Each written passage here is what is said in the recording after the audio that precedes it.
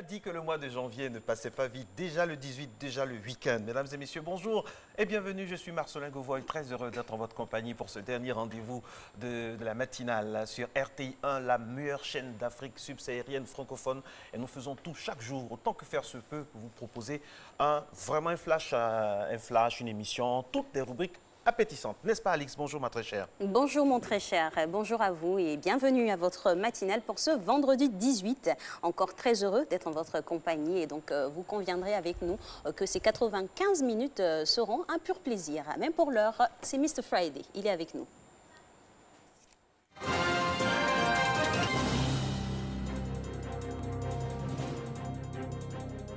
Bonjour à tous et bienvenue dans cette première tranche d'informations sur la matinale. Alors qu'ils venaient d'être remis en liberté après leur acquittement de crimes contre l'humanité, la procureure de la CPI, Fatou Bensouda, a de nouveau interjeté appel mercredi soir.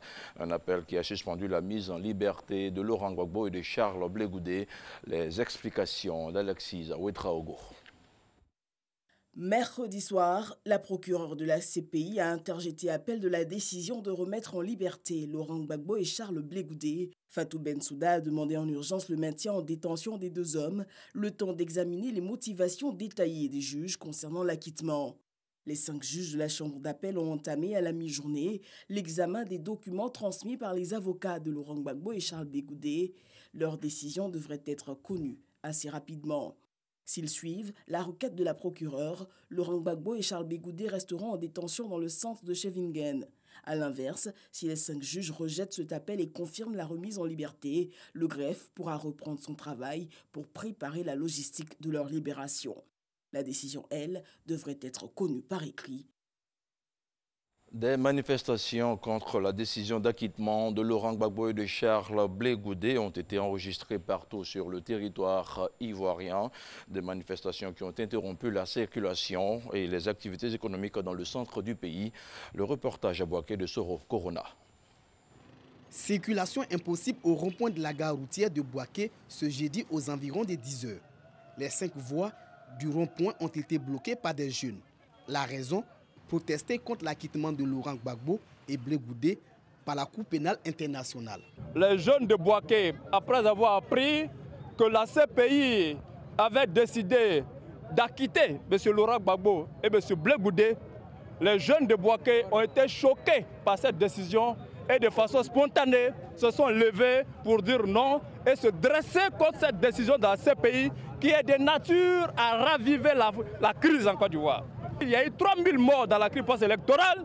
C'est choquant, c'est révoltant que la CPI vienne nous dire que celui qui est l'auteur clé de cette crise post-électorale, parce qu'ayant refusé de céder le fauteuil après sa défaite puissante à l'élection présidentielle, ce dernier-là n'est pas coupable. Avec le concours des autorités administratives et sécuritaires, les choses sont rentrées en ordre.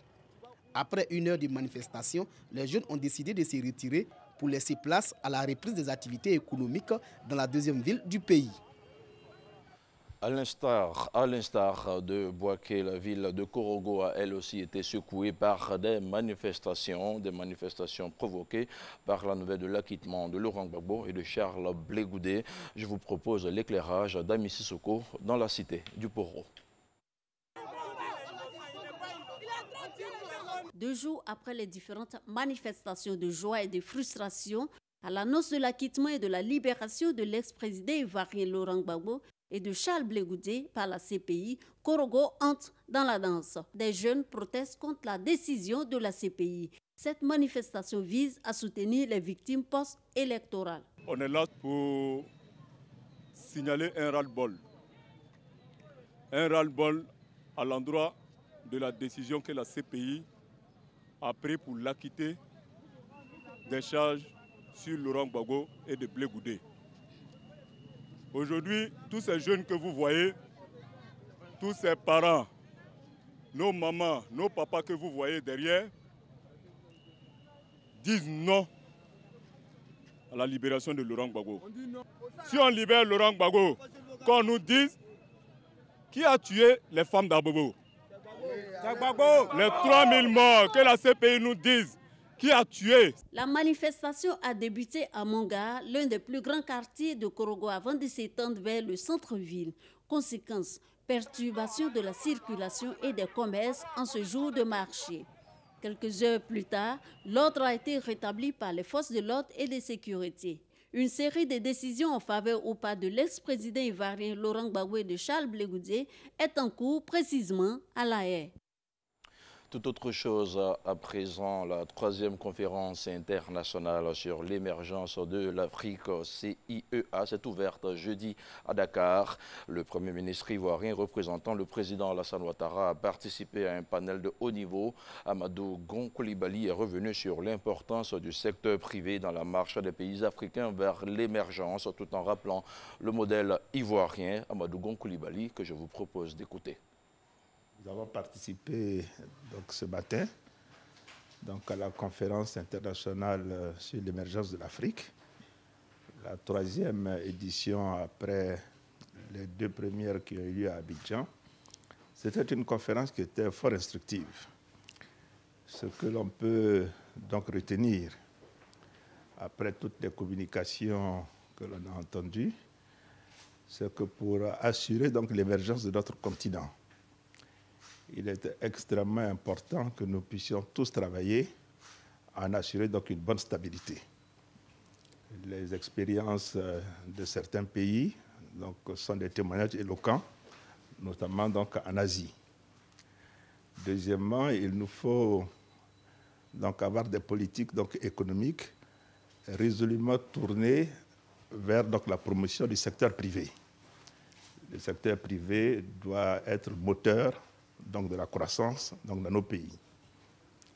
Troisièmement, nous devons retenir que l'État a un rôle de régulateur, mais l'État doit investir donc massivement dans les infrastructures qui vont permettre donc d'améliorer la compétitivité de nos économies, des infrastructures, que ce soit dans le secteur des transports, dans le secteur de l'énergie, donc, etc. Nous devons améliorer l'environnement donc des affaires dans nos pays pour faire en sorte que nos pays soient attractifs, donc pouvoir créer donc, les emplois qu'il faut. Mais aussi, nous devons transformer nos économies. Et cette transformation doit impliquer que nous passons d'économies d'exportation de matières premières à des économies où nous transformons donc, nos matières premières pour créer donc, les emplois qu'il faut pour notre jeunesse.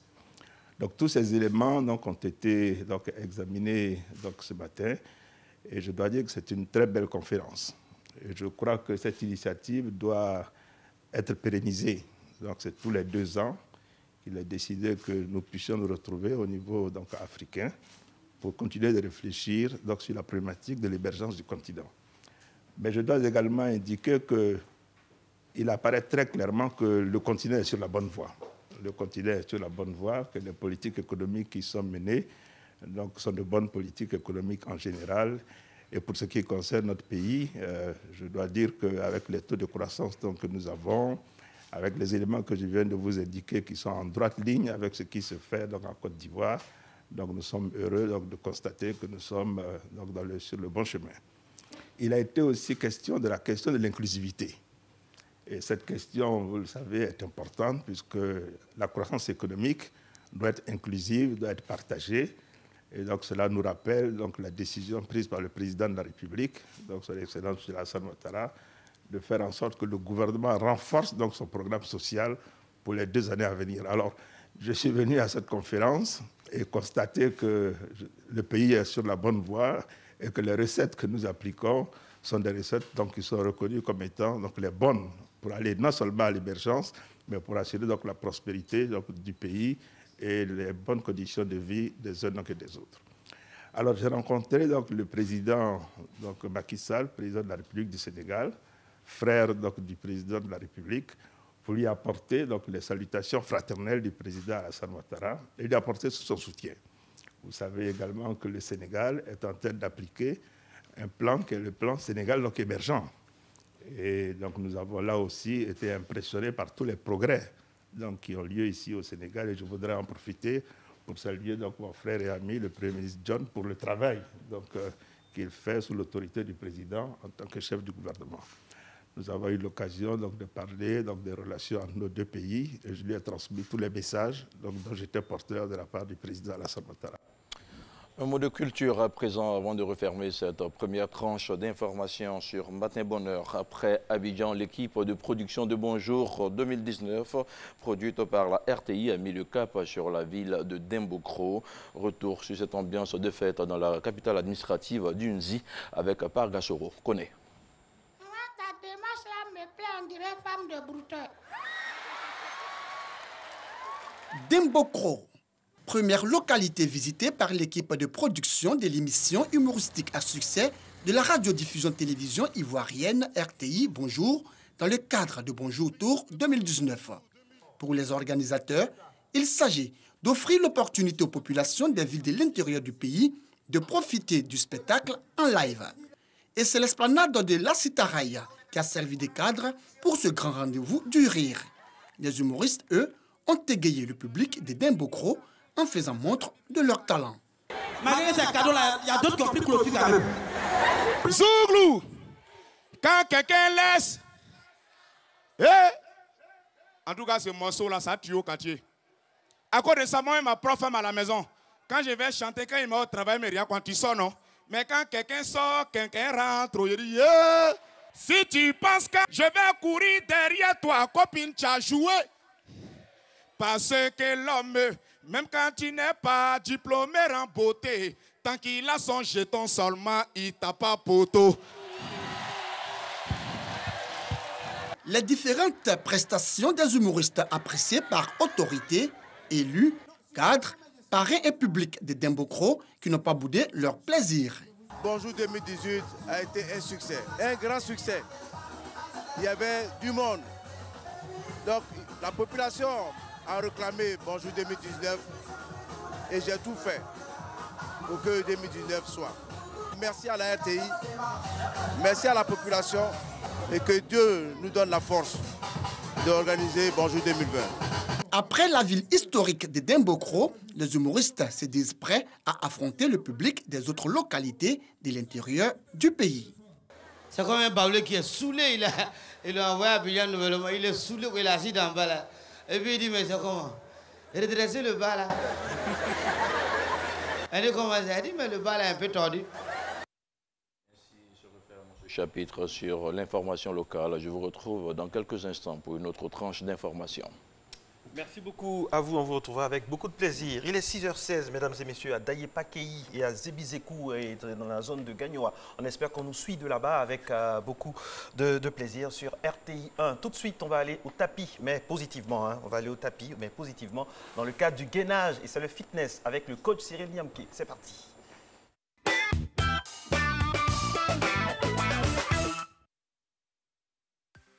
Salut tout le monde, j'espère que vous allez bien. Alors, petite session aujourd'hui, gainage au tapis. On va faire des petits exercices pour renforcer toute la sangle abdominale, toute la partie des abdos là. On va faire la planche sur le côté et d'autres variations. D'accord? On va commencer par la planche normale. 25 secondes par côté par exercice. 25 secondes. On va faire environ 4-5 exercices. Allez, 5, 4, 3, 2, 1. C'est mon gainage. On va poser les coudes au sol. Tombe les deux jambes et maintenir la position. Pensez à arrondir le dos au maximum, rentrer les fesses. 1, 2, 3, 4, 5, 6, 7, 8, 9, 10, 11, 12, 13, 14, 15, 16, 17, 18, 19, 20, 21, 22, 23, 24. Parfait. On va se coucher sur le côté. Fléchir les deux jambes. Celle du haut, on va la tendre. On va monter le bassin et maintenir la position. Toujours 25 secondes. Vous pouvez tendre le bras, le mettre sur le côté ici. Comme vous voulez. D'accord? 1, 2, 3, 4, 5, 6, 7, 8, 9, 10, 11, 12, 13, 14, 15, 16, 17, 18, 19, 20, 21, 22, 23, 24. Parfait. Je vous rappelle que votre épaule ne doit pas être, votre coude ne doit pas être trop éloigné de votre épaule. Vous devez être dans le même axe. Allez, on change de côté. Même exercice, on monte le bassin, on maintient la position, la main sur la hanche ou la main tendue vers le haut.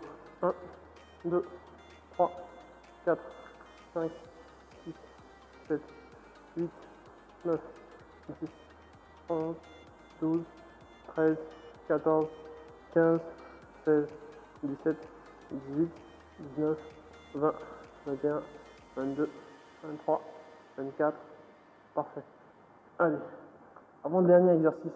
On va se mettre en position assise. Position assise, dos arrondi, bras tendus. On va descendre le haut du corps jusqu'à sentir la tension dans le ventre et maintenir la position.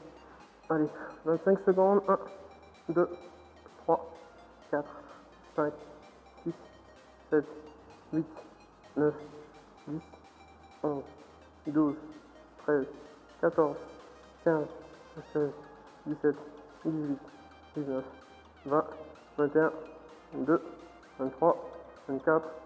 Parfait. Dernier exercice, couché sur le dos. Allez, on se couche sur le dos. On va tendre les jambes vers le haut. Arrondir le dos en levant la tête. On plaque le bas du dos au sol.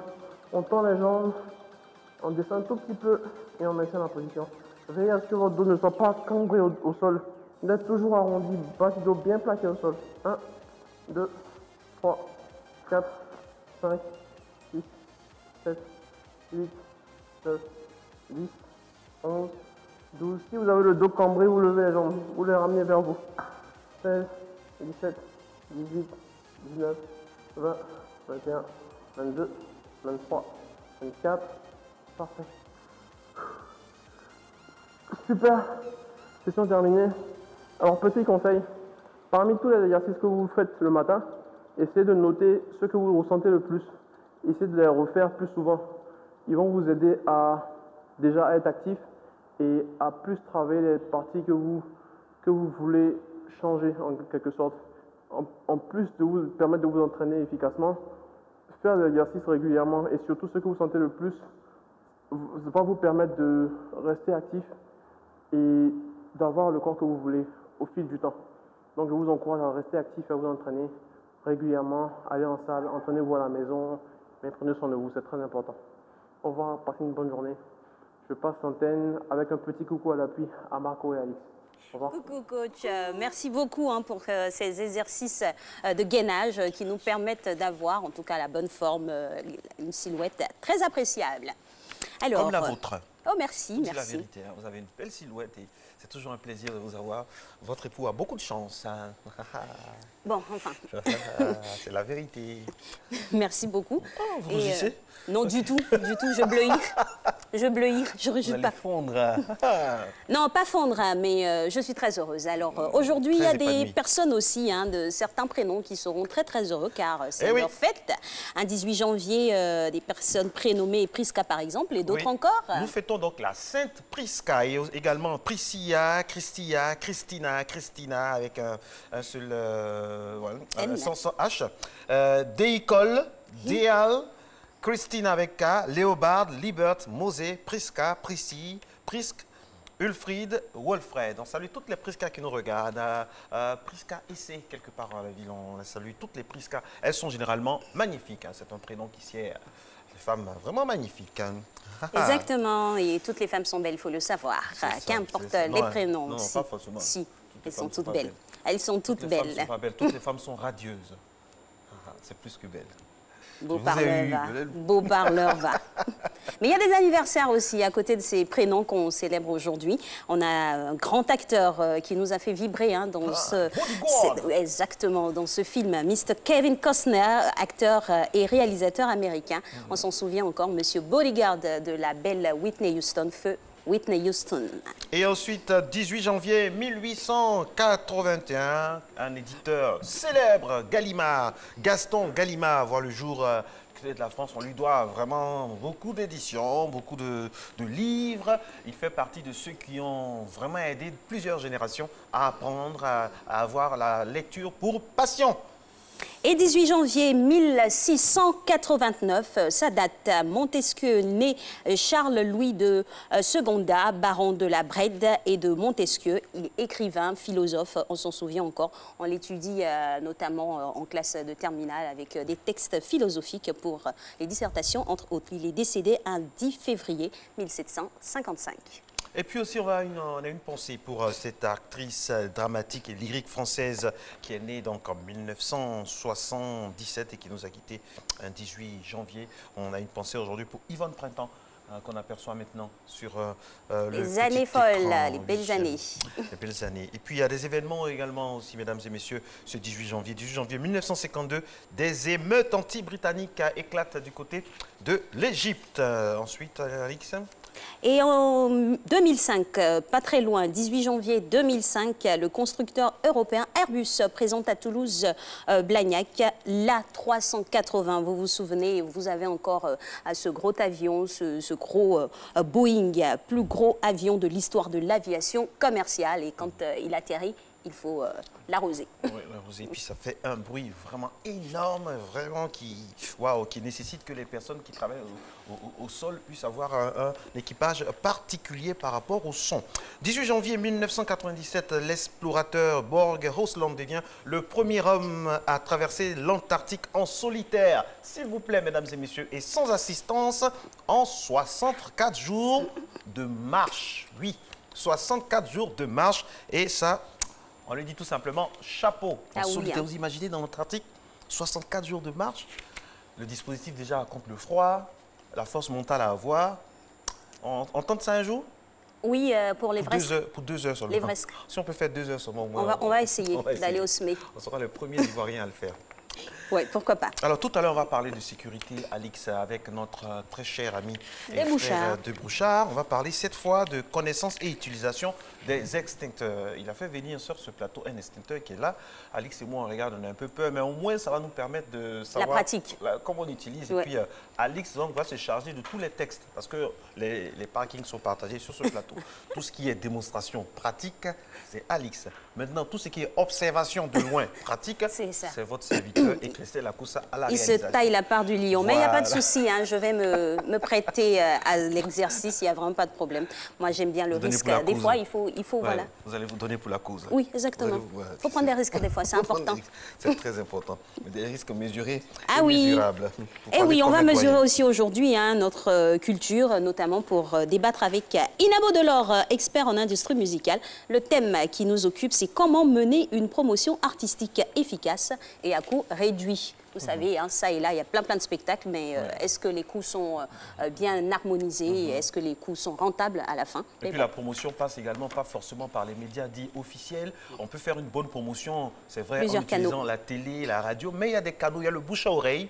Le bouche à oreille, il y a des créneaux vraiment inattendus qui font partie, bien sûr, de la promotion. Et avec Inabo Delors, chaque fois qu'il est sur ce plateau, il y a quelque chose qui se passe et on va avoir vraiment de petits filons comme ça, des tuyaux qu'il aime donner. Il est 6h26, mesdames et messieurs. Voilà, nous avons réussi à vous faire oublier qu'on n'a pas eu d'éléments. C'est ça, la passion qu'on a toujours à être en votre compagnie et de travailler pour vous. Parce que vous êtes aussi très chers téléspectateurs, nos patrons. Tout de suite, on va aller pour un moment de pub. C'est la mi-temps de Matin Bonheur. Allez, on siffle et on rentre au vestiaire. On se retrouve tout à l'heure.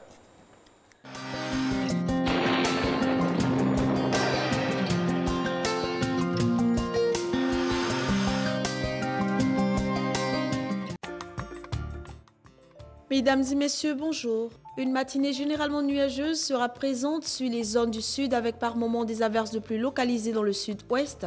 Par la suite, le temps deviendra partiellement nuageux et ensoleillé. La bande centrale restera peu nuageuse du fait de la présence des vents humides et le nord sera relativement sec avec une atténuation des effets de l'harmattan. Côté température, on notera 25 degrés à Abidjan et à Diaké. Une série de 23 degrés est attendue dans les villes de Bondoukou, Boaké, Daloa et de Dimbokro. 24 degrés dans la région du Gor, 22 degrés à Korogo. Man et Odéné afficheront 20 degrés, ça sera par ailleurs la température minimale. 25 degrés à San Pedro et à Sassandra et 24 degrés à Tabo et à Yamoussoukro. Le début d'après-midi sera relativement ensoleillé sur les zones du sud forestier et du littoral. Cependant, la forte présence d'humidité sur cette zone pourra entraîner des orages isolés accompagnés de pluie en début ou en milieu de période. En fin de période, l'ouest du pays verra quelques passages nuageux avec des averses de pluie et des orages isolés. Le centre et l'est seront partiellement nuageux et le nord, quant à lui, sera sous les vents relativement secs avec une atténuation des effets de l'harmattan. Le mercure affichera au cours de cet après-midi 32 degrés à Abidjan et à Diaké, 35 à Bandoukou, 34 degrés dans les villes de Boaké et de Daloa. Dimokro affichera 35 degrés, 34 degrés à Gagnoa. À Korogo, on notera 35 degrés, 34 degrés à Mans, 35 degrés à Odiéné, 31 degrés dans les villes de San Pedro, Sassandra et de Tabou et 33 degrés dans le district de Yamoussoukro. À bientôt pour d'autres informations météorologiques et très bonne journée à vous.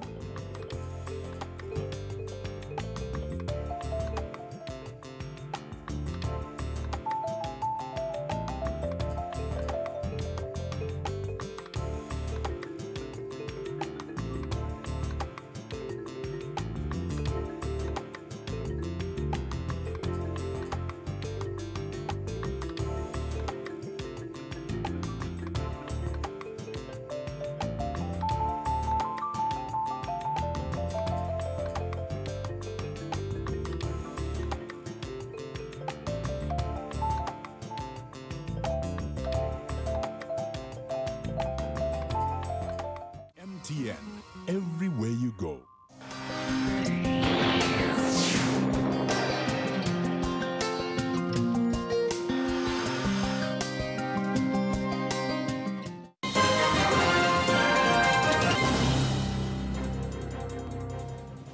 Bonjour et bienvenue dans cette deuxième tranche d'information. Et on démarre avec cette information de dernière minute. En Éthiopie, la dizaine de chefs d'État et de gouvernement présents à Addis Abeba sont tombés d'accord. Le communiqué final appelle à l'arrêt du processus de proclamation des résultats finaux des résultats de l'élection présidentielle en République démocratique du Congo. La Cour constitutionnelle doit normalement communiquer les résultats définitifs ce vendredi. Une délégation de l'Union africaine conduite par le président Paul Kagame est attendu à Kinshasa dans les prochains jours. Et puis le président de la Commission de l'Union africaine, Moussa Faki Mahama, s'est exprimé sur la situation en République démocratique du Congo, une situation hautement préoccupante selon lui. Je vous propose de l'écouter. Cependant, même si jusqu'ici la situation sur le terrain reste fort heureusement globalement calme, il n'en reste pas moins qu'elle demeure hautement préoccupante.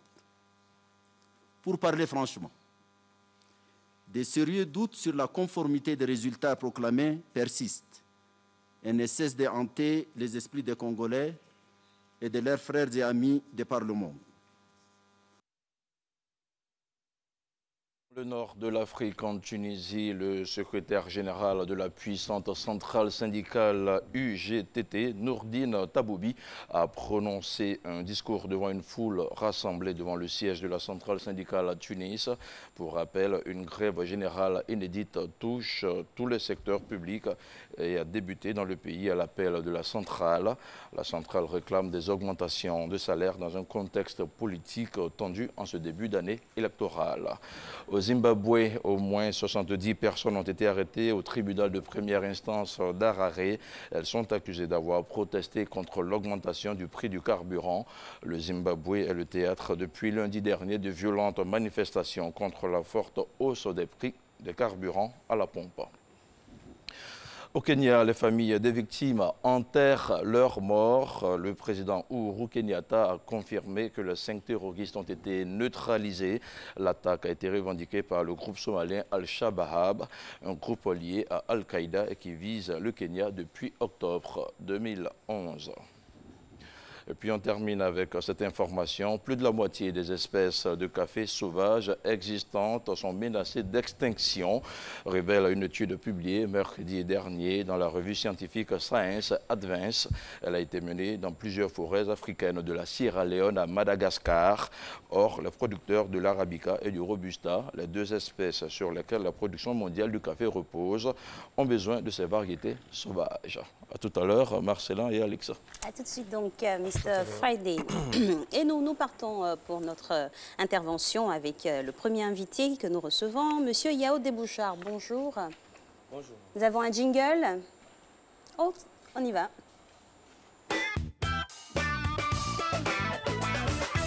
Alors, aujourd'hui, M. Debouchard, avec vous, nous allons parler donc d'un élément qui nous permet quand même d'avoir la sécurité, de façon préventive comme de façon curative aussi. C'est donc l'utilisation des extincteurs, connaissance et utilisation des extincteurs. C'est tout un programme. Exactement. Effectivement. Bonjour, monsieur. Bonjour. Bonjour. Aujourd'hui, nous allons parler de l'extincteur. L'extincteur qui est ce petit moyen de prévention et d'intervention. Pourquoi prévention et intervention? Car il est disposé en prévision lors de la procédure de prévention qu'on prévoit en entreprise ou à la maison. Donc c'est pendant cette prévention-là qu'on va déposer l'extincteur. Et si, malgré toutes les mesures qu'on a mises en place, ces mesures-là échouent, on aura besoin de cet extincteur-là pour intervenir. D'accord. Donc on retient que l'extincteur est un appareil permettant de venir à bout de tout début de feu en propageant un agent extincteur. L'agent extincteur est un agent approprié qui va venir à bout de ce début de feu. Très bien. Voilà. Là, c'est ce qu'il faut savoir sur l'extincteur, sa définition. Sa définition, voilà. Donc là, aujourd'hui, je suis venu avec des extincteurs. Oui. Donc, je vais vous les présenter en même temps. D'accord. Voilà. Donc, il faut savoir que les extincteurs sont de deux types. On a des extincteurs à pression permanente. D'accord. C'est-à-dire que l'agent extincteur qui est à l'intérieur est déjà sous pression. OK. Voilà. Et ça, c'est pour lequel? C'est le cas, par exemple, de l'extincteur, de cet extincteur. D'accord. Et pour ces deux autres, ce sont des extincteurs à pression auxiliaire. Ça veut dire que là, l'agent extincteur qui est à l'intérieur, le produit qui va combattre le feu n'est pas encore sous pression. OK. Et pour la mettre sous pression, pour mettre ce produit-là sous pression, il va falloir percuter. C'est-à-dire faire une manœuvre pour pouvoir la mettre sous pression. Vous pouvez soulever... Voilà, ça c'est... Ça doit être un peu lourd. Oui, vous pouvez vous lever, vous allez... Je vais mieux... D'accord, je vais vérifier, voir. C'est mieux, allez, il faut aller tester, on ne sait jamais. Oui, c'est ça, voilà. Je me donne. Donc là... jeune. Celui-là, il est un peu plus petit. Il est un peu plus petit. Bravo, Alice. Un peu lourd quand même. Oui, hein, ouais. on arrive à cela. C'est un extincteur de 2 kg, un CO2. Waouh. D'accord. Voilà. Donc, je fais 4 kg. OK. OK. Donc là aussi, en fonction des agents extincteurs, qui sont l'eau, le CO2, la poudre, on va classer aussi ces extincteurs-là. D'accord. Pour pouvoir venir à bout des feux. Okay. Des débuts de feu. Des débuts de feu. Ils ne peuvent pas arriver à bout de tout un feu. Non. C'est pour le démarrage. OK, d'accord. Voilà. Donc, comment on saura que c'est tel extincteur il faut utiliser sur tel feu? Nous allons aller à la classification des feux. C'est-à-dire les feux, même dans leur naissance, comme on l'a dit la dernière fois, pour qu'un feu naisse, il faut un carburant qui est l'oxygène, un combustible, le corps qui brûle et l'énergie d'activation. Donc, l'élément ici qui va permettre de classifier ces différents types de feux, c'est le combustible, l'élément qui brûle. OK. Voilà. Donc, en fonction de l'élément qui brûle, si c'est du bois ou de l'essence, de la mousse, quelque chose, un produit liquide, on va classifier ces extincteurs-là. Ces feux-là, pardon.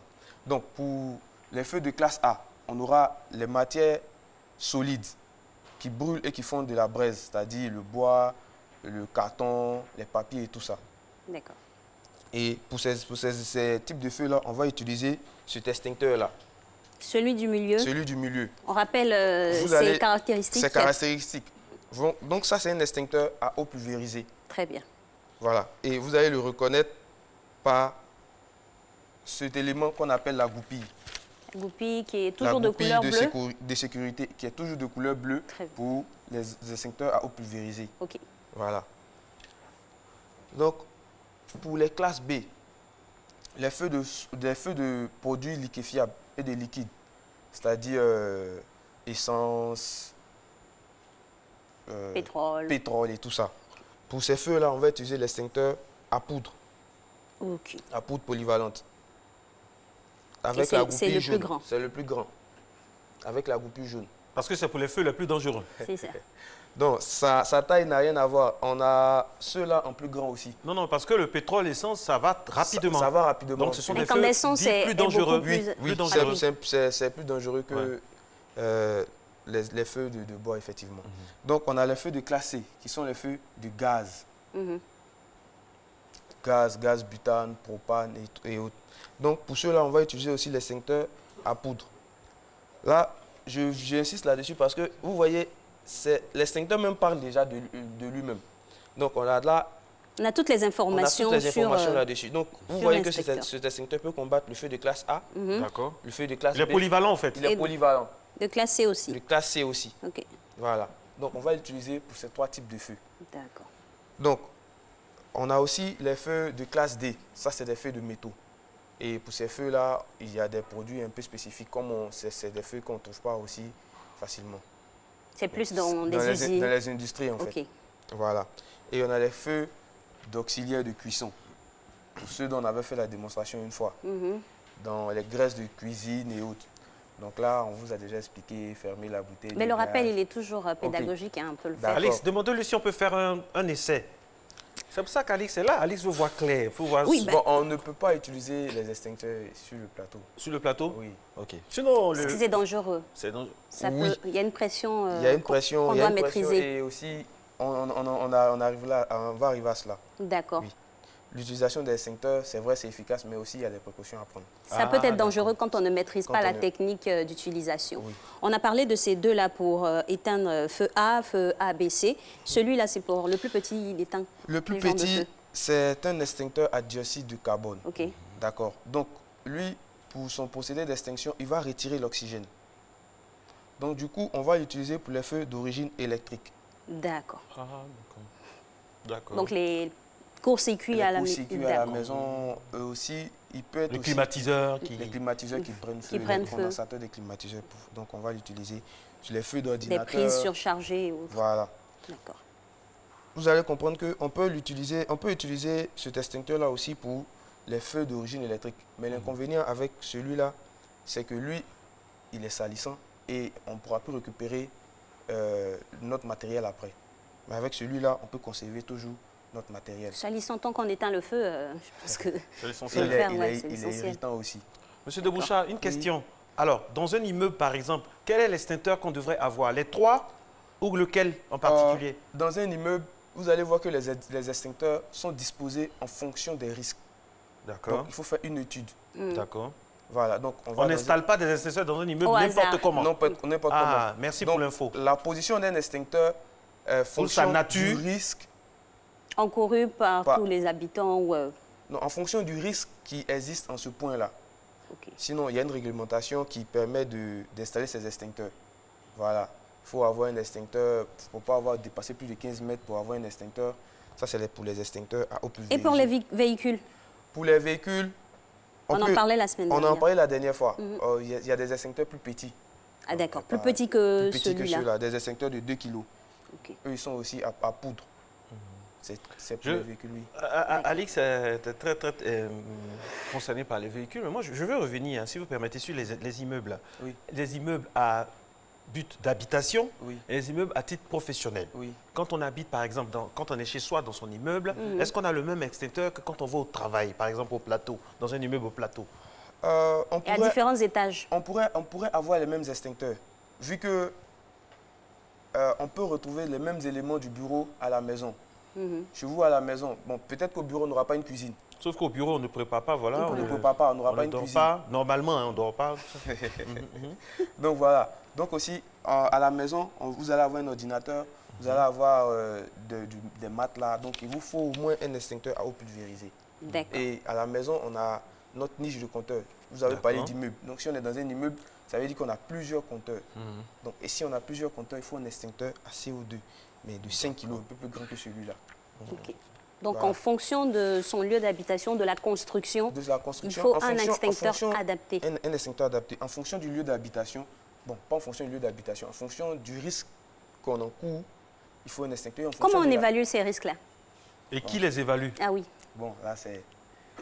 Bon, moi, je peux le faire pour vous. Hein.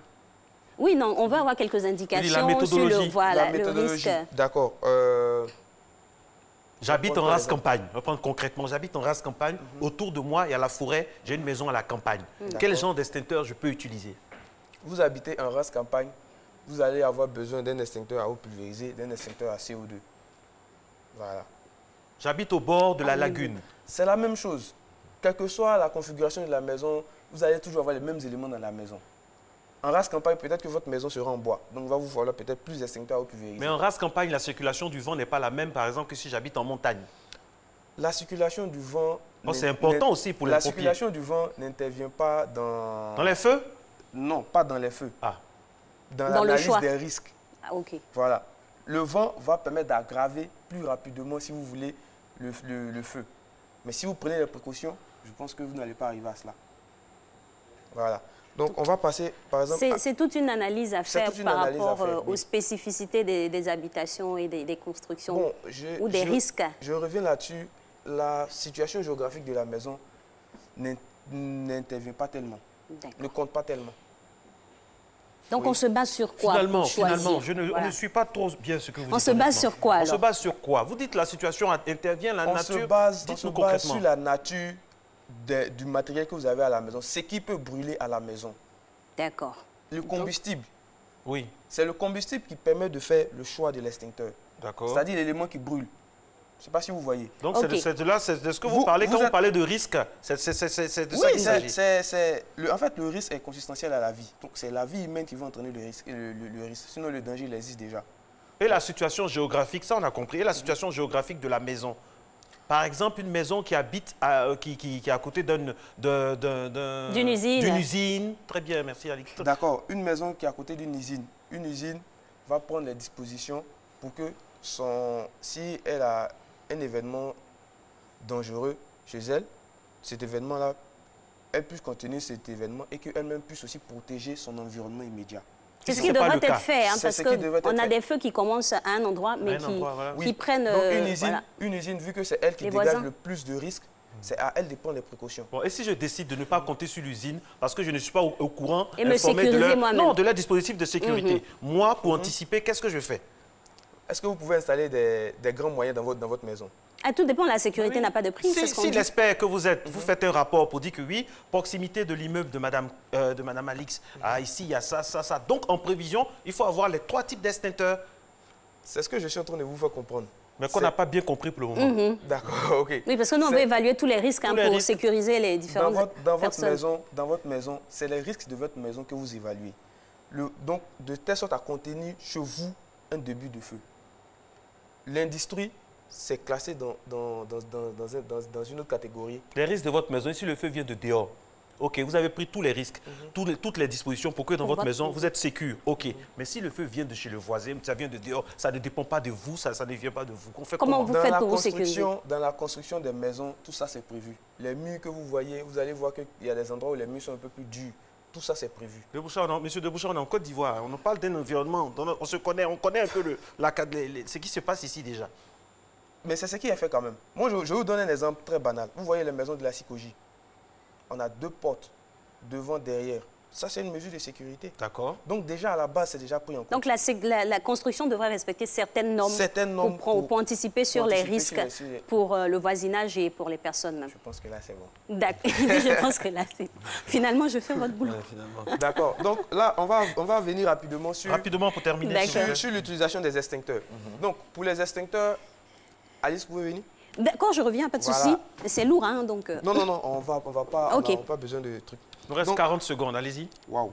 Pour l'utilisation des extincteurs à pression permanente. Voilà. On peut faire une démonstration sans ouvrir. Voilà. Oui. Là, on appelle ça la goupille de sécurité. Attention, c'est la Vénie de Matin Bonheur, donc faites attention avec elle. Oui, vous la retirez et automatiquement, vous utilisez l'extincteur en appuyant sur cette manche qui est en bouche. On va peut-être soulever un peu. Donc, on retire la goupille de sécurité. Attention, Alix, je peux venir vous aider? Oui, ce serait bien, pourquoi pas.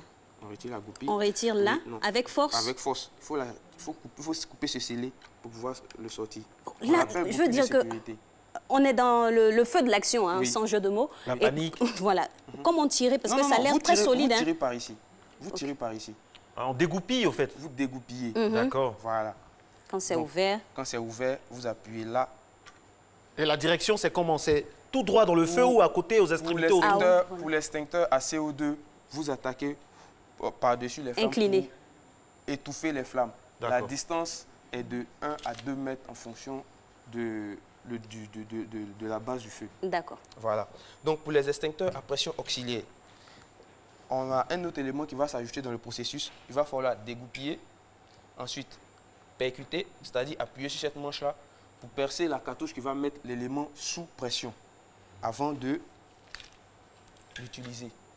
Utiliser le tuyau pour diriger le feu. Pour diriger, là on attaque la base des flammes. Okay. Avant d'attaquer le feu, il faut faire un essai. L'essai va vous permettre de savoir si votre extincteur fonctionne correctement et aussi d'avoir la direction du vent. Car quand on attaque le feu, il faut toujours avoir le vent dans le dos pour ne pas avoir les flammes sur vous. Voilà. Donc ce même processus est utilisé aussi pour l'extincteur à poudre ABC. C'est la distance par rapport au foyer de feu qui change. Là, on est de 2 à 3 mètres. Et là, oui, de 2 à 3 mètres et là, de 3 à 4 mètres. Très bien. Voilà les indications pour l'utilisation. Merci beaucoup. Merci à vous. On ne va plus regarder les extincteurs comme par le passé. Merci à vous. Tout de suite, le No Comment et on se retrouve. Vous êtes à Matin Bonheur. C'est le rendez-vous de l'explication, de la sensibilisation, bref, de l'information.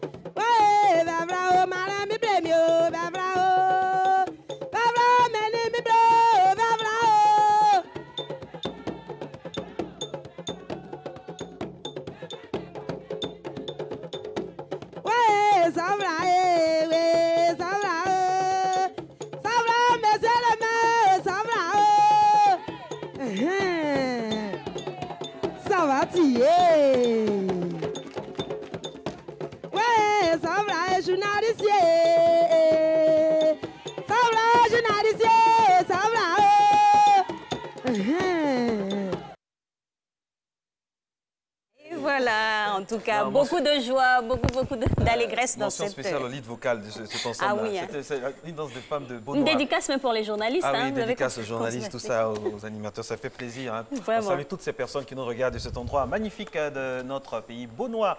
Voilà, il y a beaucoup de personnes qui vont se retrouver là, par exemple... Par exemple, tous ceux qui sont du côté de Yahoo, pourquoi pas, c'est voilà, c'est dans Beaunois, hein, pratiquement. Voilà, donc merci. Alice Arzena, c'est son village. Ah oui. Et d'autres encore. Andrew Joseph, par exemple. Alors, Monsieur Bowie, vous êtes d'où? De Gagnois. De Gagnois. Ah, d'accord. Bonjour. Bonjour. On ne part pas encore à Gagnois, on est à Abidjan pour l'instant. Pour le moment. Pour le moment, on est à Abidjan et on parlera du week-end. Voilà, du week-end qui est déjà là. Nous sommes à la porte et en mode détox pour aujourd'hui. Marco. Alors, de quoi il s'agit? Le mois de janvier est en train de finir. Heureusement, c'est en train de finir. Et on se dit, bon, on a accumulé le poids des fêtes, tout ça. Qu'est-ce qu'on fait? C'est là où notre spécialiste intervient. Joël Bowie, dites-nous tout. Le détox, ce n'est pas n'importe comment et à n'importe quel moment. Justement. Alors, merci. Effectivement, après le corollaire de fête, c'est sûr que l'organisme a pris un coup en termes de boissons, en termes de gras, ainsi de suite. Donc, pour ce faire, il va falloir faire ce qu'on appelle une détox, qui est un diminutif de détoxication. Avant de commencer, déjà, il faut pouvoir fixer un cadre. Donc, on ne se lance pas comme ça dans un programme de détox, parce que ce n'est pas un effet de mode. Il faut le faire par nécessité. Du coup, il faut vraiment ressentir le besoin de le faire, puisqu'on va développer des symptômes. Et puis ensuite, voir la durée. Voir la durée et savoir choisir, in fine, les éléments qui interviendront. D'accord. Vous avez parlé de symptômes et de périodes. Oui. Comment on détermine ces deux choses-là? Donc, au niveau des symptômes, déjà, on va avoir les ballonnements, la fatigue, la nausée, d'accord? Et même au niveau du moral, on s'irrite beaucoup plus rapidement. Parce que lorsqu'on n'est pas bien dans sa tête, on n'est pas bien dans son corps, on n'est pas bien dans son esprit. Donc, c'est là qu'il va falloir choisir les différents produits. Mais vous savez, je pense que la nature nous a tout donné. La nature nous a tout donné et une détoxification se fait de façon naturelle. J'insiste. Elle se fait de façon naturelle. Donc, nous avons plus ou moins des éléments que nous devrions privilégier. À savoir, on va beaucoup jouer avec les légumes, avec les fruits, beaucoup d'eau, de l'eau minérale. Et aussi, on va jouer avec des tisanes.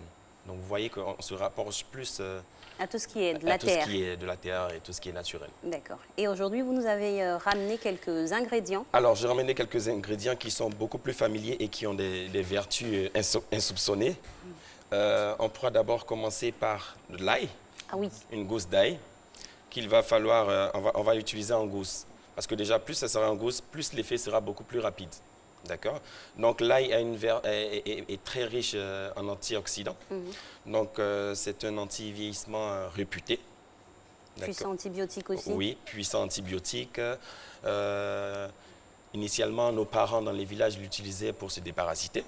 Ils l'utilisent toujours d'ailleurs. Toujours encore, voilà. oui. Donc, et même pour les soins, pour les soins, c'est un antiseptique aussi. Voilà. On a aussi le citron. Nous avons le citron, qui est un antiseptique naturel, un antiseptique, et qui a des vertus de... Il va nettoyer votre foie, il va stimuler votre foie. Parce que n'oublions pas que nous avons 5 organes vitaux dans le corps, dits des organes émonctoires. Donc ce sont ces éléments-là qui vont plus ou moins nettoyer notre système, à savoir le foie, les reins, la peau, le poumon. Et après ça, on est en bonne santé. Alors, pour l'ail, l'utilisation, comment on utilise pour avoir l'effet détox qu'on veut? D'accord. De façon générale, sur tous les produits, il faut beaucoup faire attention au niveau de la cuisson. C'est-à-dire, il faut pouvoir les consommer crus ou soit à la vapeur. Cru, pourquoi? Pour pouvoir garder, afin que le produit puisse garder toutes ses propriétés. Parce que plus on va cuire un aliment, plus il va perdre en plus il va perdre en valeur. Et à la vapeur, ce sera beaucoup moindre. Il va rester, mais ce sera à effet moindre. Et cru? Cru, c'est l'idéal? Cru, c'est l'idéal. Donc, on pourrait faire, par exemple, une salade ou bien dans la vinaigrette. On va le râper avec un tout petit peu d'huile. J'insiste, il ne faut pas trop en mettre. Quelle huile? Huile d'olive, huile de tournesol? Huile d'olive, huile de tournesol, l'huile la plus digeste possible. Voilà. Mais là, il y a aussi cette particularité-là de l'odorat, de sentir très fort. Alors, oui, comment on doit faire un je vais vous montrer un topo. Après avoir consommé de l'ail, prenez un peu de persil que vous mâchez et ça annule l'effet. Voilà. C'est radical. Ah oui, c'est très bien. Ouais. Vous prenez un peu... Les petits topos de Joël, ça fait toujours plaisir. Ah ça. oui, c'est vrai. Et au niveau aussi de la détox, comme je parle, en entame, je parlais de cadre. Il faut pouvoir connaître son organisme parce que chaque personne a ce que j'appelle peut-être des pathologies sous-jacentes que souvent on ne maîtrise pas. Donc il faut faire attention à la durée parce qu'on ne se lève pas comme ça pour choisir une durée. 7 jours, c'est trop. Pourquoi je dis c'est trop? Parce que l'organisme humain en lui-même est conçu de telle sorte à éliminer automatiquement tout ce qui est toxine. Donc, ajouter à cela, vous voyez que ça fait un peu trop. Accélérer, il faut aller Si dessus. jamais vous ne savez pas que vous avez des problèmes de reins, c'est la catastrophe. C'est la catastrophe. Donc, il faut beaucoup faire attention. Est-ce qu'on doit consulter son médecin, par exemple, avant d'engager et de faire 1 ou 2 jours de détox? Est-ce que c'est une possibilité? Ce serait l'idéal. Ce serait l'idéal. Mais comme je dis, on connaît son corps. Après, si on sait qu'on n'a pas de maladie ou bien de passé pathologique, je préconise, je suis toujours pour la voie de la modération, c'est-à-dire 2 jours. D'accord. 2 jours. Ce serait l'idéal. Voilà. C'est accessible à tout le monde, même les enfants. Un enfant, au moins 1 jour, ça suffit. D'accord. Pour épurer tout ce qui pour est épurer toxine. tout ce qui est amas de sucre. Parce que qu'est-ce qui se passe? C'est beaucoup plus le foie et les intestins qui prennent le coup. Puisque dans les intestins, vous avez ce qu'on appelle la flore intestinale. Parce que vous avez des milliards de bactéries dites positives. Mais lorsque ce qu'on mange n'est pas compatible, ça va dérégler le fonctionnement. Voilà pourquoi des fois il y a des gastro aussi qui interviennent. Justement. On a encore d'autres ingrédients, on va aussi donner la spécificité et utilisation. On a aussi la carotte, qui est riche en carotone. Bon, pour le teint. Pour le teint. Élément aussi très prisé pour la vue. Oui. Manger une carotte en passant, c'est super.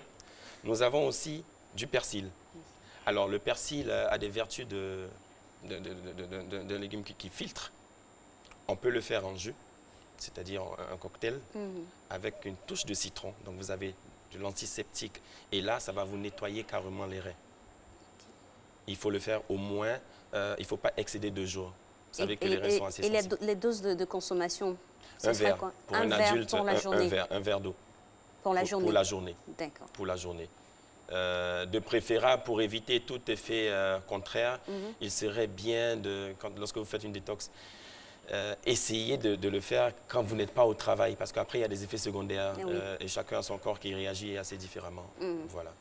Et là, il y a une alimentation aussi qui va avec, où on ne consomme pas que ça pour la détox? Non, on ne consomme pas que ça. Vous pouvez, comme je dis, il faut plutôt priser la volaille, la viande blanche, voilà, qui sont très pauvres en protéines.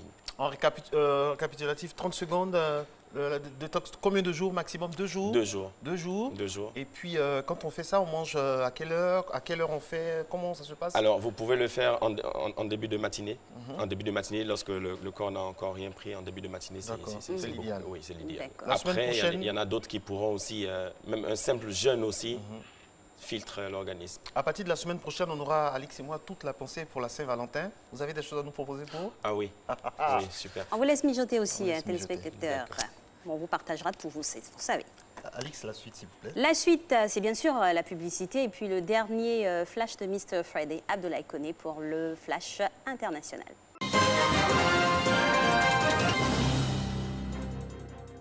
Bonjour à tous et bienvenue dans cette dernière tranche d'information au cœur de Matin Bonheur.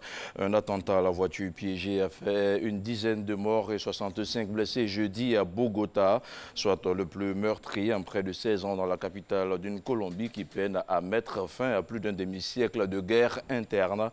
L'attaque qui a visé l'école de la police nationale a été qualifiée de misérable acte terroriste par le président de droite Ivan Duque.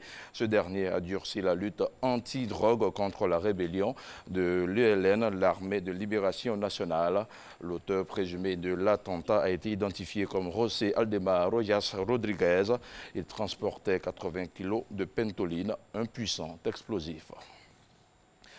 L'organisation Human Rights Watch a publié son rapport mondial annuel, un rapport qui recense une nouvelle fois de nombreuses atteintes aux droits de l'homme au Liban, autant au niveau des libertés individuelles que des droits des femmes et des enfants, mais également de la torture. Le rapport rappelle que le Liban a adopté en 2017 une loi anti-torture, mais sans modalité d'application. Et on termine avec ce reportage qui nous conduit tout droit à la frontière mexicaine, au bord du Rio Grande. La ville texane de Laredo dépend de ses relations avec le Mexique, alors que les échanges entre les deux rives font partie de la vie quotidienne. De nombreux habitants craignent l'arrivée du mur voulu par Donald Trump. Regardez. Dans la ville frontalière de Laredo, au Texas, les commerces dépendent de leurs clients mexicains. Je suis venue ici faire quelques courses pour des choses que je ne peux pas acheter dans mon pays ou dans ma ville. À quelques mètres du Mexique, dans les boutiques, la rhétorique de Donald Trump sur les migrants fait grincer des dents et inquiète. Ici, faire un mur, c'est un recul, c'est un recul.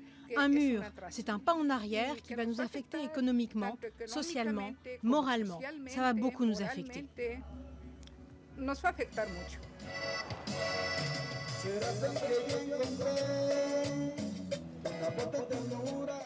Chaque jour, 17 000 personnes franchissent à pied le Rio Grande pour traverser la frontière. De nombreux habitants de Nuevo Laredo, côté mexicain, bénéficient d'un visa spécifique pour se rendre aux États-Unis. Ils sont travailleurs, acheteurs ou même écoliers.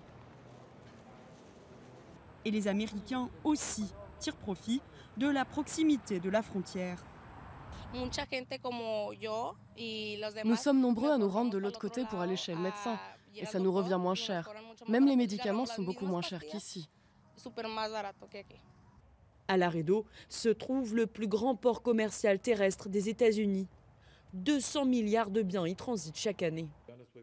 Pour le maire indépendant de la ville, garder une frontière ouverte est vital.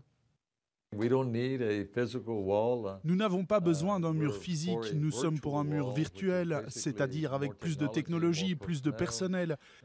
Il faut nettoyer la végétation dense au bord de la rivière pour que les patrouilles à la frontière aient une vue dégagée. Avec une population à 95% hispanique, les habitants de Laredo partagent la culture de leurs voisins mexicains. Entre deux peuples uniquement séparés par le Rio Grande, une nouvelle barrière est difficile à imaginer. Et voilà qui referme ce journal. Merci à vous tous qui l'avez suivi. Marcelin et Alice, à la semaine prochaine. À la semaine prochaine. Pour un week-end. Merci. Puis passez un très bon week-end. Je rappelle que vous serez là demain également pour les infos. Voilà, 6h30, samedi et dimanche. Merci beaucoup, Abdoulaye. Merci à vous. Il est 7h05, mesdames et messieurs, du côté de Issia, dans le Rocher, la magnifique et belle cité du Rocher. Dans quelques instants seulement, nous allons parler avec M. Delors Inabo. Il est expert en industrie musicale. Comment mener une promotion artistique efficace à coût réduit? Quels sont les filons, les tuyaux, les petits topos de notre spécialiste Delors pour avoir une promotion efficace? Restez avec nous, c'est juste après ça.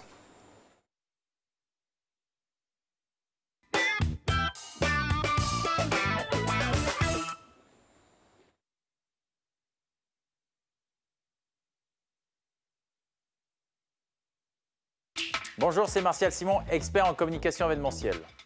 Dans cette vidéo, je voudrais vous donner les 5 clés pour réussir votre prochain événement. Art et culture, la promotion artistique efficace et à coût réduit.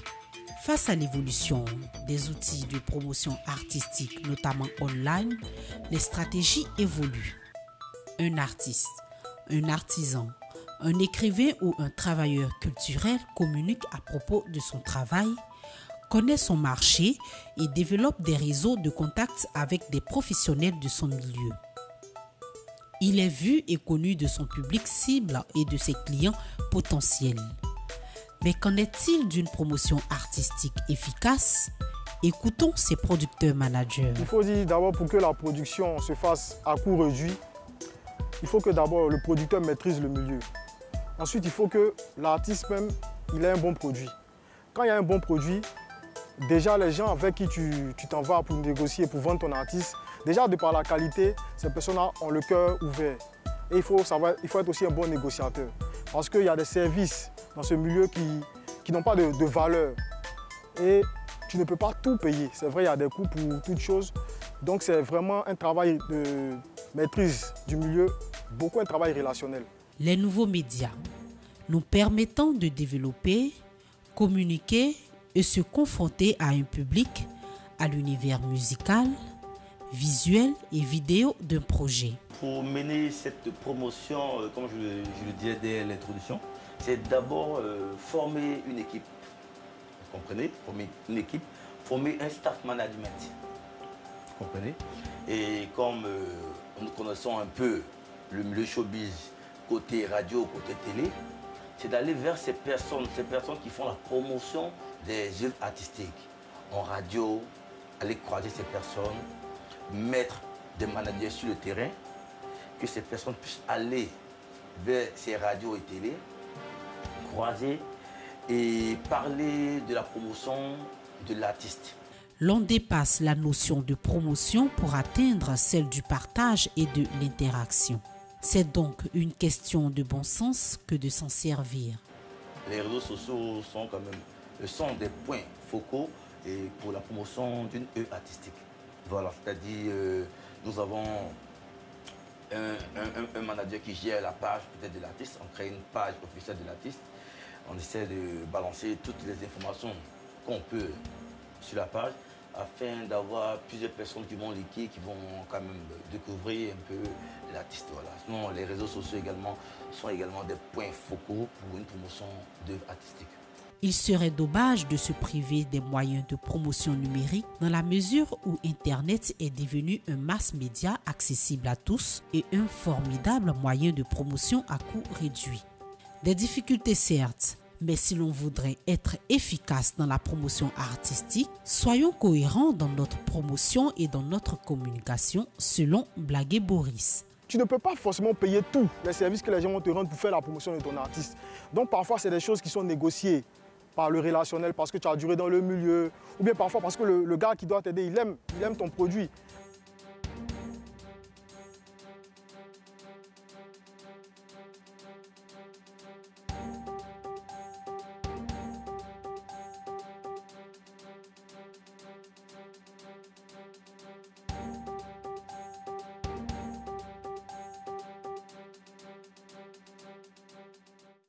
De retour avec notre invité qui est déjà en plateau. Bonjour à vous, Monsieur Inabo. Alice. Bonjour. Bienvenue. Merci.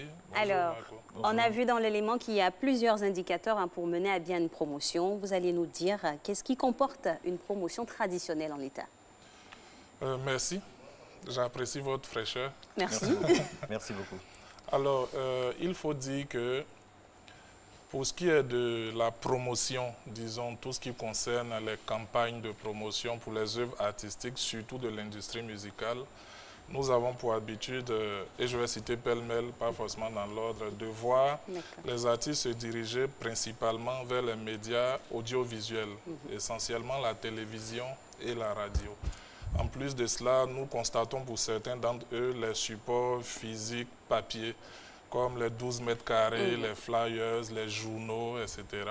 Et puis, de plus en plus de présence sur les nouveaux médias, comme on dit, les supports digitaux que sont Internet, Facebook, tout ce qui comporte la gamme, en fait. Ça c'est ce qui est traditionnellement... Ça c'est ce qui est traditionnellement requis. Maintenant... Il y a les forces et les faiblesses. Bien sûr, bien sûr. Maintenant, ce qu'il faut noter, c'est que déjà même, analysons le thème, le sujet.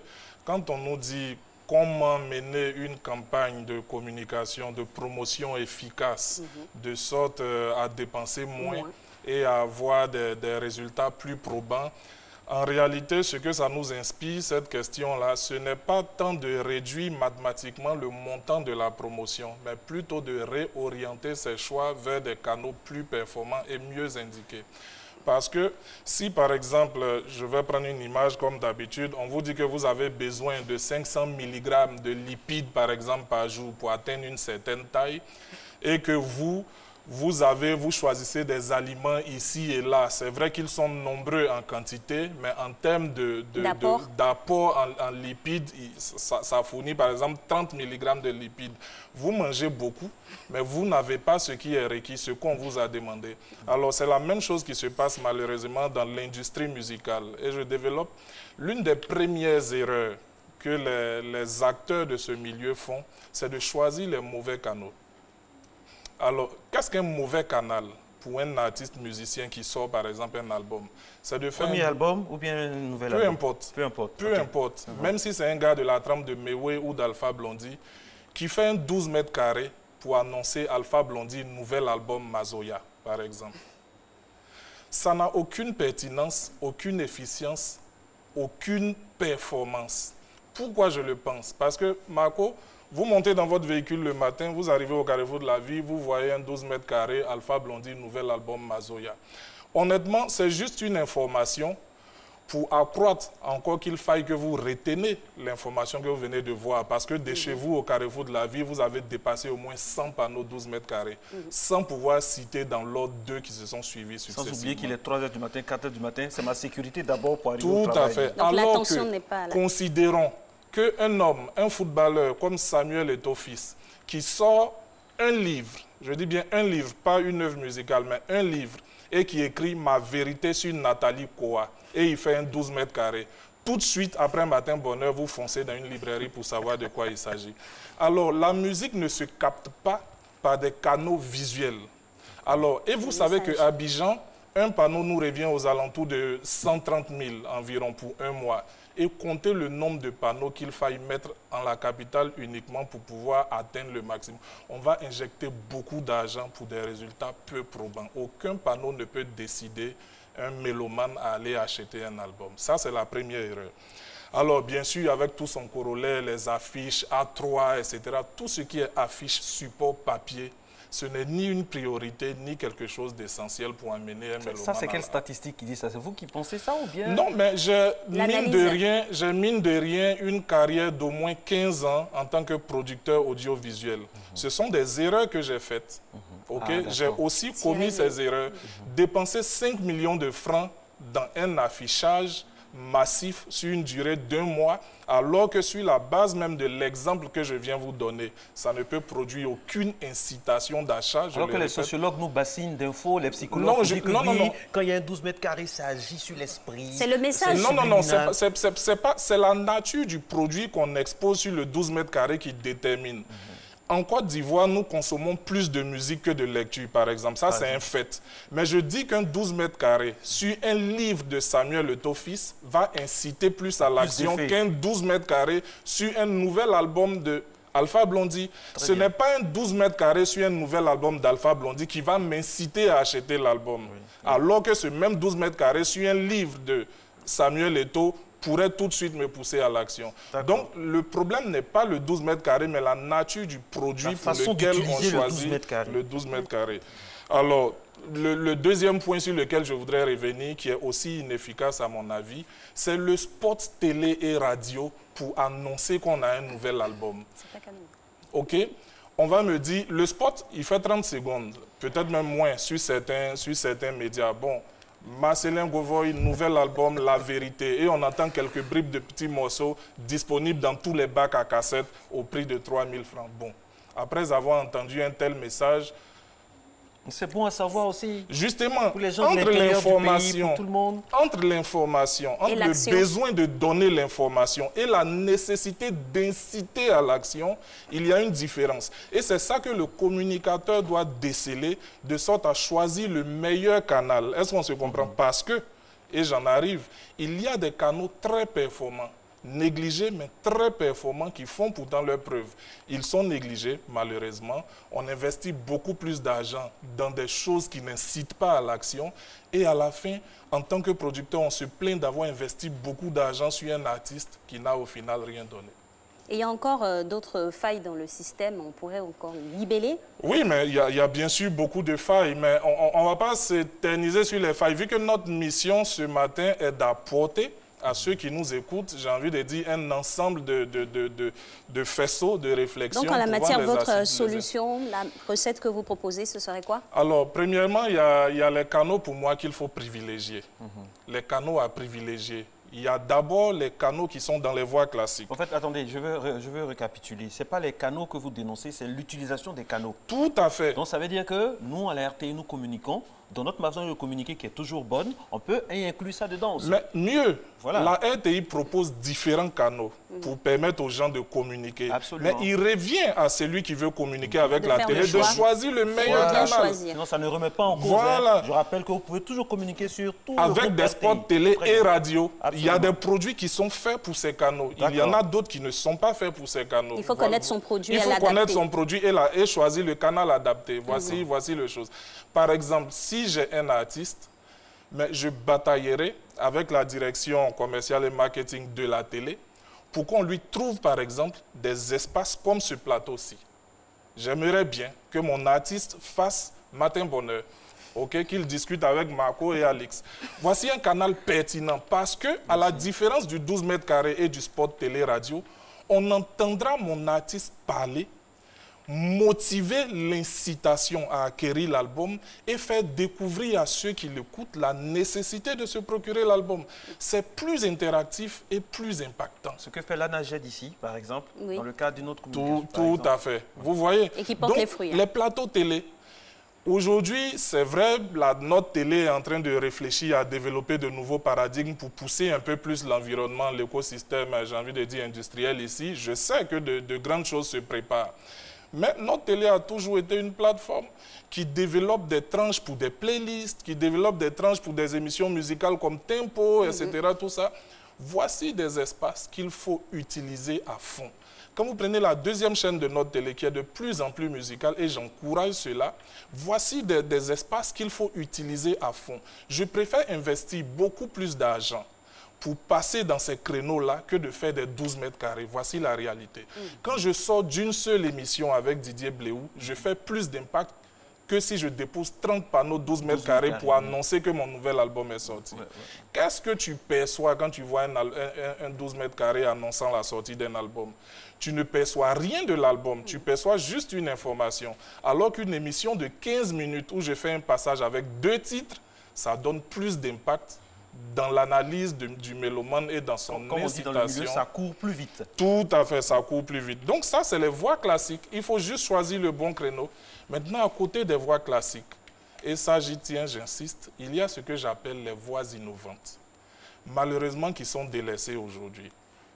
Écoutez, je vous dis quelque chose que certainement vous ne saviez pas.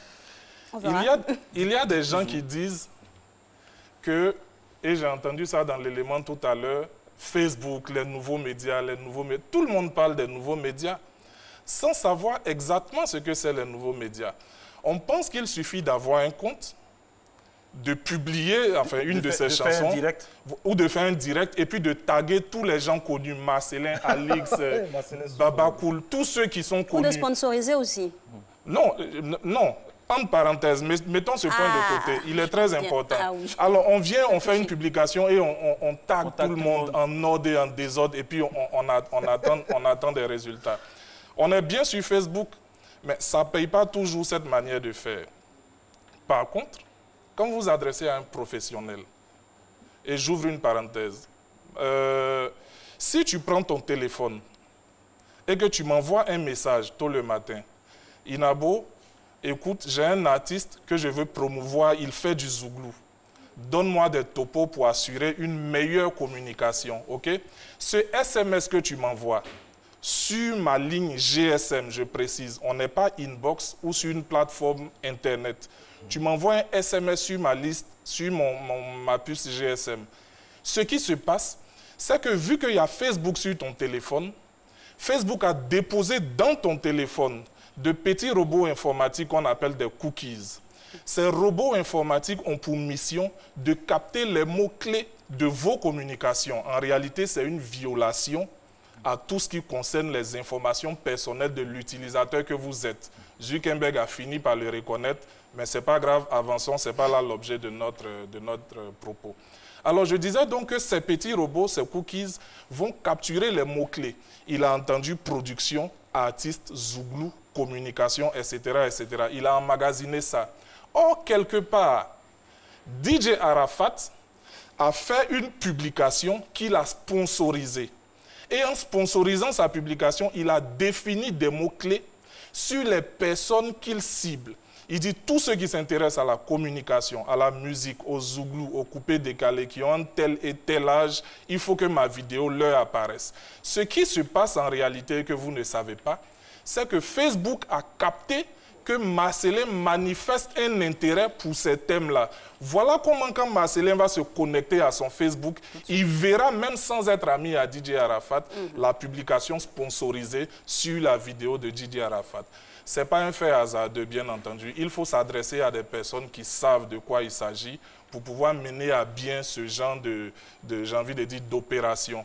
Ce n'est pas compliqué, mais c'est plus performant. On peut atteindre jusqu'à 1 million de personnes juste en payant 5 000 francs.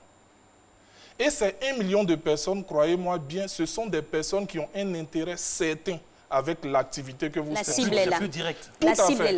Ça ne va pas taper 10 000 personnes pour voir dans le tas qui tourne. Non, il choisit lui-même les personnes en fonction de toutes ces informations que les cookies ont recueillies.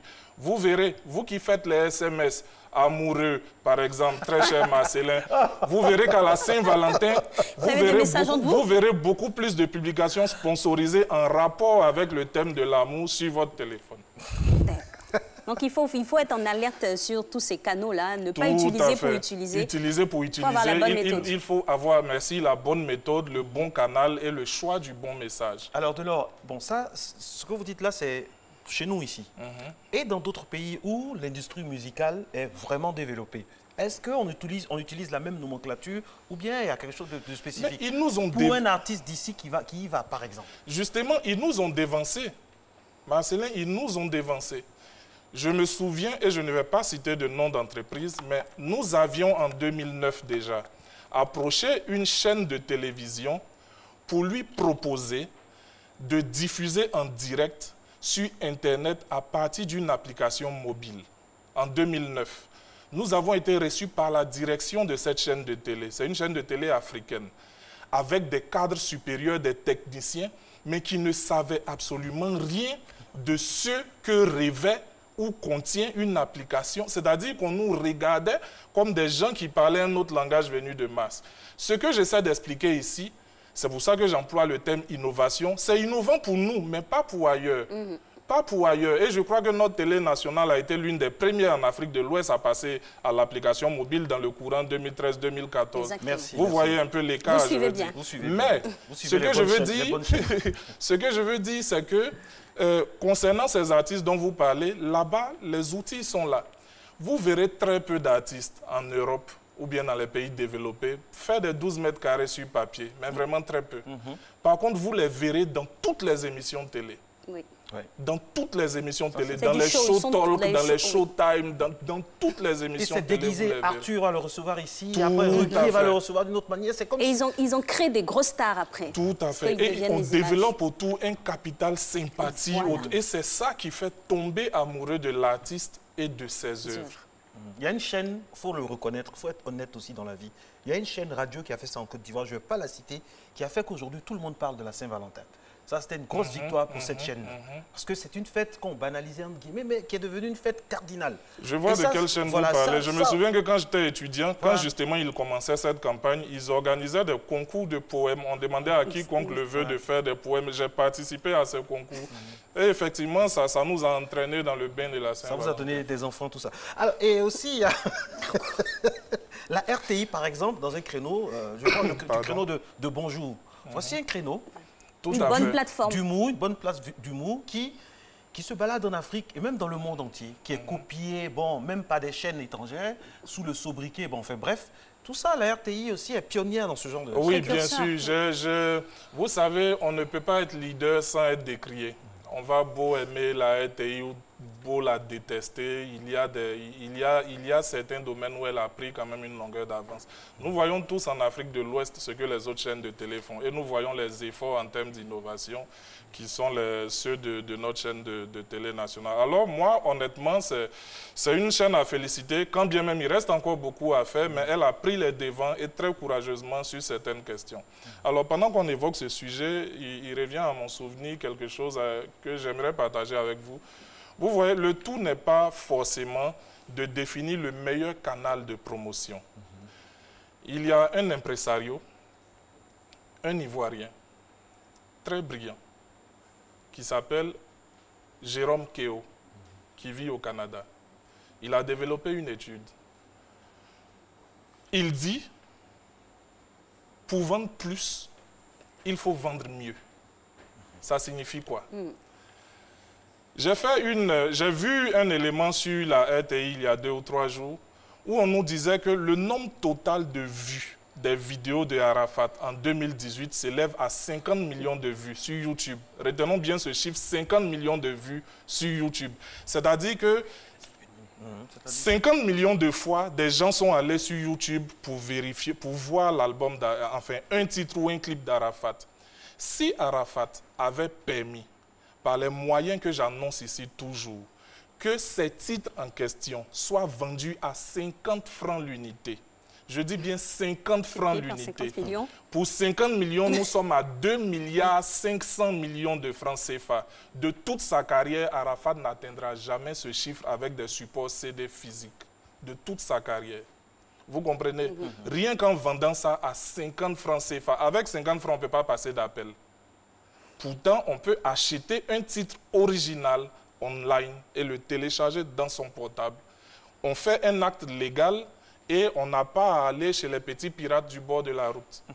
Et c'est à moindre coût, parce que même là-bas encore, le coût il est relativement élevé. Il faut maîtriser en tout cas tout ce qui comporte le système de la promotion pour pouvoir toucher sa cible, son cœur de cible de manière efficace. Et voilà. Bon week-end à vous. Merci, bon week-end à vous aussi. Vive la RTI, communiquez toujours sur la RTI. Nos services donc marketing sont à votre disposition avec M. Nyankouri, Mme Dachagas, tout ça. La RTI pionnière dans bon nombre de domaines. Allez, bon week-end sur RTI 1 toujours. Ciao, ciao.